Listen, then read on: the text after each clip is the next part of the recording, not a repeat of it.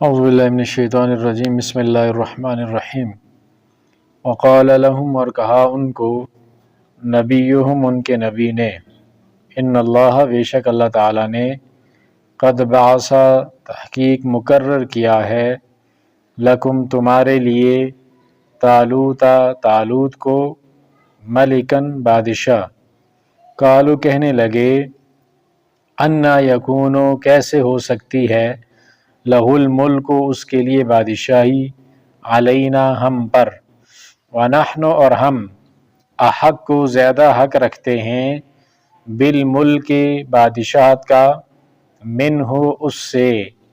ولم یؤت اور وہ نہیں دیا گیا سعۃ من المال مال کی کشادگی یا مال کی وسعت۔ قال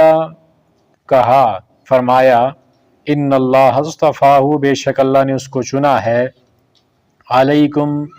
تمہارے لیے، وزادہ اور اس کو زیادہ کیا ہے بسطتاً کشادگی میں، فی العلم علم کی،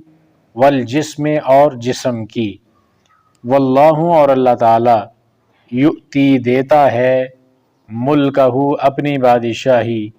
من یشاء جسے چاہے، واللہ اور اللہ تعالی واسع وسعت والا ہے، علیم جاننے والا ہے۔ وقال لهم نبیہم اور ان سے کہا ان کے نبی نے، ان آیت ملکہ بے شک اس کی بادشاہت کی نشانی یہ ہے، ان یأتیکم التابوت کہ آئے گا تمہارے پاس ایک صندوق تابوت، فیہ سکینۃ اس میں سکینت ہے سکون ہے، من ربکم تمہارے رب کی طرف سے، وبقیۃ اور بقیہ ترکہ ہے، مما ترکہ جو چھوڑا آل موسیٰ موسیٰ علیہ السلام کی آل نے، و آل ہارون اور ہارون علیہ السلام کی آل نے، تحملہ الملائکۃ اس کو اٹھائے ہوئے ہوں گے فرشتے، ان فی ذالک بے شک اس بات میں، لآیۃ لکم البتہ نشانی ہے تمہارے لیے، ان کنتم مؤمنین اگر تم مومن ہو۔ فلما پس جب فصلا نکلے طالوت بالجنود لشکر کے ساتھ، قال کہا انہوں نے ان اللہ بے شک اللہ تعالی مبتلیکم تم کو آزمانے والا ہے بنہر ایک نہر سے، فمن شرب منہ پس جو کوئی پیے گا اس سے، فلیس منی تو وہ مجھ سے نہیں ہے، ومن لم یطعمہ اور جو کوئی نہ چکھے گا اس کو، فإنہ منی پس بے شک وہ مجھ میں سے ہے، الا مگر من اغترف جو کوئی چلو بھر لے، غرفتن ایک چلو بھرنا، بیدہی اپنے ہاتھوں سے، فشربوا پس انہوں نے پی لیا، منہ اس سے، الا قلیلا منہم مگر بہت تھوڑے ان میں سے، فلما جاوزہ پس جب اس کو عبور کیا، ہوا اس نے، والذین آمنوا اور وہ لوگ جو ایمان لائے، معہ ان کے ساتھ، قالوا کہنے لگے لا طاقت لنا اليوم آج نہیں ہے ہمارے پاس قوت طاقت، بجالوت جالوت کا مقابلہ کرنے کے لیے، وجنودہ اور اس کے لشکر کا، قال الذین کہا ان لوگوں نے، یظنون جو یقین رکھتے تھے، انہم بے شک وہ، ملاق اللہ اللہ سے ملاقات کرنے والے ہیں، کم من فئۃ کتنی ہی جماعتیں، قلیلۃ تعداد کے لحاظ سے تھوڑی، غلبت غالب آئیں، فئۃ کثیرۃ زیادہ تعداد والی جماعتوں پر، بإذن اللہ اللہ کے حکم سے، واللہ اور اللہ تعالی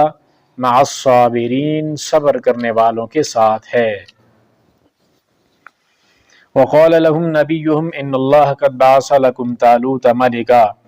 اور جب ان سے ان کے نبی شموئیل نے یہ کہا کہ اللہ تعالیٰ نے تمہارے لیے طالوت کو بادشاہ چنا ہے، تمہارے اوپر طالوت کو مقرر کر دیا ہے،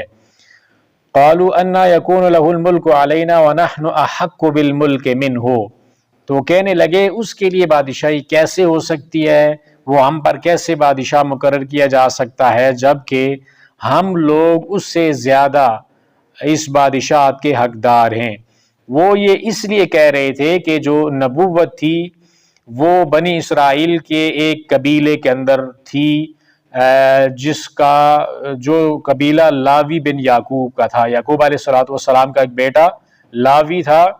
اور اس قبیلے کے اندر، اس خاندان کے اندر آگے نبوت تھی، اور موسیٰ علیہ السلام اور ہارون علیہ السلام بھی اسی قبیلے سے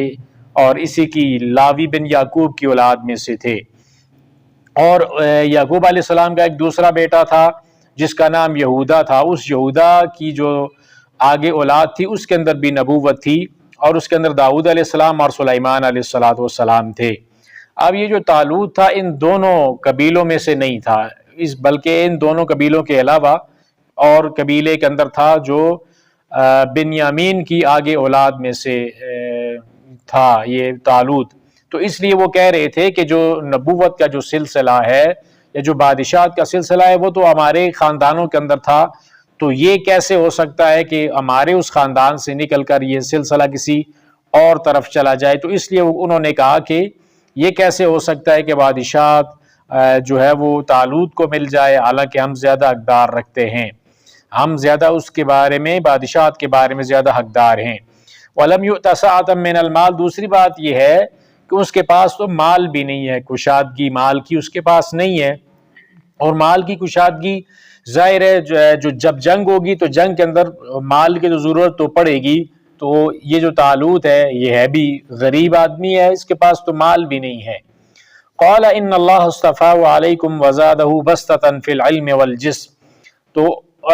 کہا گیا ان کے لیے کہ اللہ تعالیٰ نے اس کو چنا ہے، ان کے نبی نے ان سے یہ کہا کہ اللہ تعالیٰ نے اس کو تمہارے اوپر چن لیا ہے، اور اس کو اللہ تعالیٰ نے علم اور جسم کی کشادگی دی ہے۔ اگرچہ اس کے پاس مال نہیں ہے لیکن اللہ تعالیٰ نے اس کو علم دیا ہے، اور دوسرا اس کو جسم بھی دیا ہے۔ جسم کی جو بستہ ہے یا جسم کی کشادگی ہے اس سے مراد ایک یہ بھی ہو سکتی ہے کہ ان کا جو قد کاٹ تھا وہ بہت لمبا تھا، دور سے نظر آتے تھے، اور دوسرا یہ تھا کہ اللہ تعالیٰ نے ان کو جسم کی خوبصورتی عطا کی تھی، اور قوت اللہ رب العالمین نے ان کے اندر رکھی تھی کہ جسمانی طور پر بہت مضبوط تھے۔ ظاہر ہے میدان کے لیے، قتال کے لیے، لڑنے کے لیے ایک مضبوط آدمی کی ضرورت ہوتی ہے جو لڑ سکے۔ تو اللہ تعالیٰ نے اس کو اگرچہ مال نہیں دیا لیکن اللہ تعالیٰ نے اس کو علم اور جسم دونوں کی کشادگی عطا فرمائی ہے۔ تو رب العالمین نے اس کو ظاہر ہے چنا ہے، تو آپ کو یہ ماننا پڑے گا، اس کی بادشاہت کے اندر آپ کو لڑنا پڑے گا۔ واللہ یؤتی ملکہ من یشاء واللہ واسع علیم، اور اللہ جسے چاہے اپنی بادشاہت دے دیتا ہے۔ رب العالمین کے ہاں جو معیار ہے وہ مال کی کثرت نہیں ہے بلکہ قابلیت ہے، جس کے اندر قابلیت ہوگی اللہ تعالیٰ اس کو بادشاہت عطا کرے گا۔ اس لیے کہ اللہ تعالیٰ وسعت والا ہے اور علیم ہے، جاننے والا ہے، وہ بہتر جانتا ہے کہ اس رب العالمین کے جو فیصلے ہوتے ہیں وہ انسان کے حق میں ہمیشہ بہتر ہوتے ہیں۔ وقال لهم نبيهم ان آیۃ ملکہ ان یاتیکم التابوت فیہ سکینۃ من ربکم وبقیۃ مما ترک آل موسیٰ وآل ہارون تحملہ الملائکہ، ان سے ان کے نبی نے یہ کہا کہ اس کی بادشاہت کی نشانی یہ ہے کہ تمہارے پاس ایک تابوت آئے گا جس کے اندر سکینت ہوگی تمہارے رب کی طرف سے،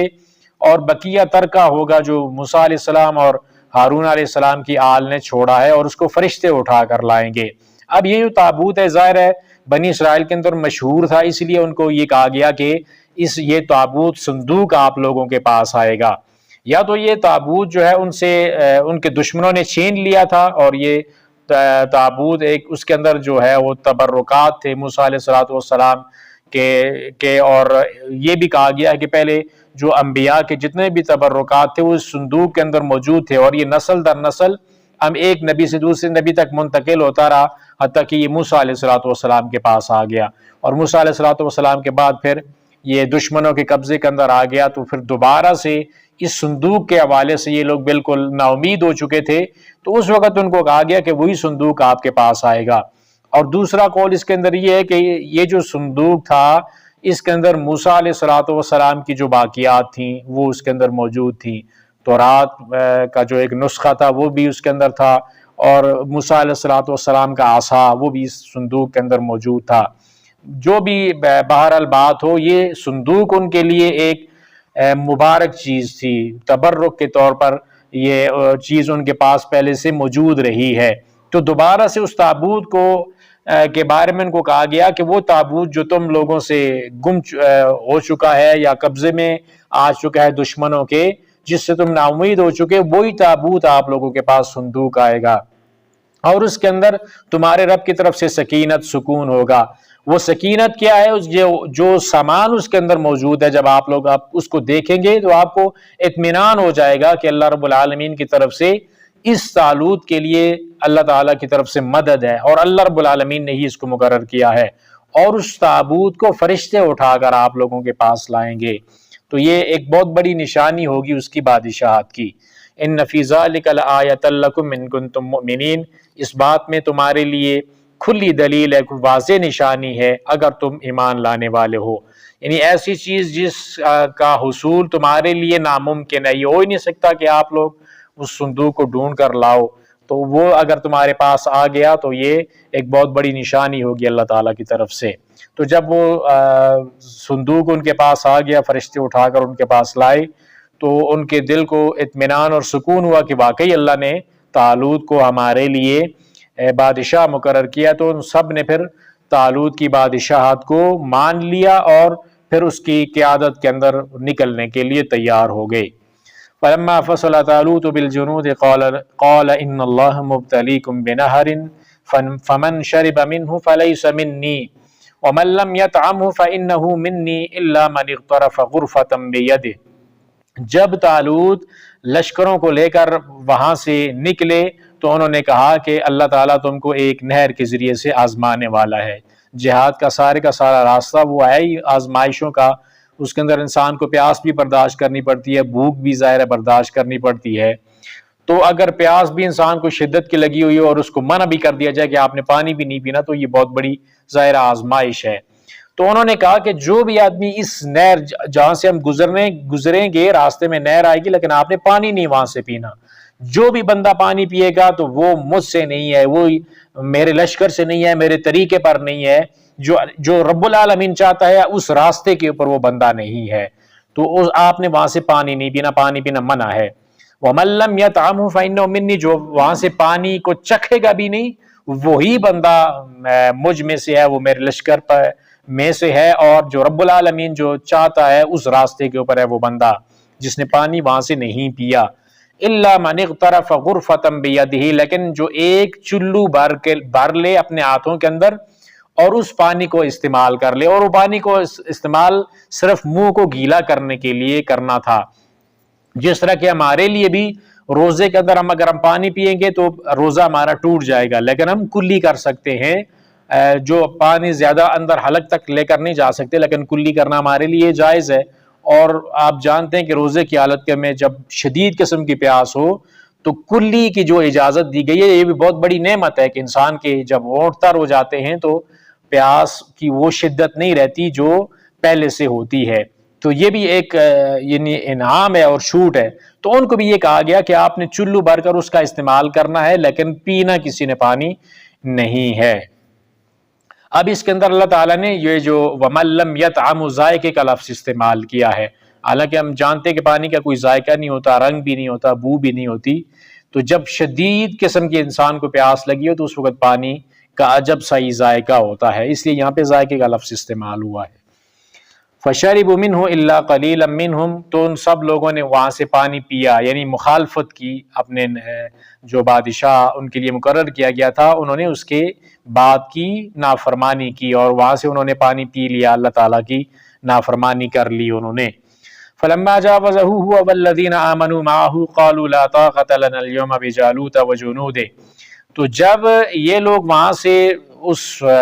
نہر کو عبور کر کے وہاں سے گئے، یہ جو طالوت تھے اور ان کے ساتھ جو ایمان لانے والے لوگ تھے، تو انہوں نے کہا کہ قَالُوا لَا طَاقَةَ لَنَا الْيَوْمَ بِجَالُوتَ وَجُنُودِهِ، آج کا جو دن ہے، آج ہمارے پاس اتنے وسائل نہیں ہیں، اتنی طاقت نہیں ہے کہ ہم جالوت اور اس کے لشکر کا مقابلہ کریں۔ جالوت جو مخالف قوم تھی، جو دشمن تھے ان کے، ان کا سپہ سالار تھا، اور وہ مخالف سمت کے اندر جو لشکر تھا دشمنوں کا، اس کی قیادت کر رہا تھا۔ تو انہوں نے کہا کہ جالوت کا آج ہم مقابلہ نہیں کر سکتے، اس لیے کہ اس کے پاس ایک تو تعداد زیادہ ہے، دوسرا اس کے پاس اسلحہ اور قوت زیادہ ہے۔ قال الذين يظنون انهم ملاقو الله كم من فئة قليلة غلبت فئة كثيرة باذن الله۔ تو وہ لوگ جو یہ یقین رکھتے تھے کہ وہ اللہ تعالیٰ سے ملاقات کریں گے، آخرت کا ان کے پاس ڈر اور خوف تھا، موت ان کے سامنے تھی، اور وہ سمجھتے تھے کہ اللہ کی طرف ہم نے رجوع کرنا ہے، پلٹنا ہے، تو انہوں نے کہا کہ کتنی ہی جماعتیں جو تعداد کے لحاظ سے تھوڑی ہوا کرتی تھی، انہوں نے ان جماعتوں کے اوپر غلبہ پایا ہے جو تعداد کے لحاظ سے زیادہ ہوا کرتی تھی۔ تو وہ ان کا کہنے کا مقصد یہ تھا کہ یہ تعداد تمہارے یہ کوئی معنی نہیں رکھتی میدان جہاد کے اندر، تم ایمان کی بنیاد کے اوپر لڑو تو اللہ تعالیٰ تمہیں کم تعداد ہونے کے باوجود بھی تمہیں اللہ تعالیٰ غلبہ اور قوت عطا کرے گا۔ اور یہ جب رب العالمین چاہتا ہے تو ایسا ہوتا رہا ہے، پہلے بھی انہوں نے یہ تسلی دی ان لوگوں کو، واللہ مع الصابرین، اور اللہ تعالیٰ صبر کرنے والوں کے ساتھ ہے۔ جہاد کے راستے میں صبر ایک بہت بڑا ہتھیار ہے مومن کے لیے، کہ اس راستے کے اندر مصیبتیں اور پریشانیاں ہیں، زخم ہے، تکلیفیں ہیں، بھوک اور پیاس ہے، تو ان تمام چیزوں کے لیے صبر کی ضرورت پڑتی ہے۔ تو جو صبر کر لے، وہاں پہ ڈٹا رہے، تو وہ تمام تر معاملات کے اندر مقابلہ کر لیتا ہے۔ تو یہاں پہ ان کو صبر کی تلقین کی گئی، اور ان کو یہ ایمان والے لوگوں کی طرف سے یہ کہا گیا جو ایمان کے مضبوط تھے، اللہ کی ملاقات کی امید رکھتے تھے، کہ آپ اپنی تعداد اور دشمن کی تعداد کی زیادتی کو نہ دیکھو، اپنی تعداد کی کمی کو نہ دیکھو، اللہ تعالیٰ تم کو غلبہ ضرور دے گا، آپ لوگ صبر کے ساتھ کھڑے رہو، جمے رہو اور لڑتے رہو، اللہ تعالیٰ تمہیں ضرور فتح نصیب کرے گا۔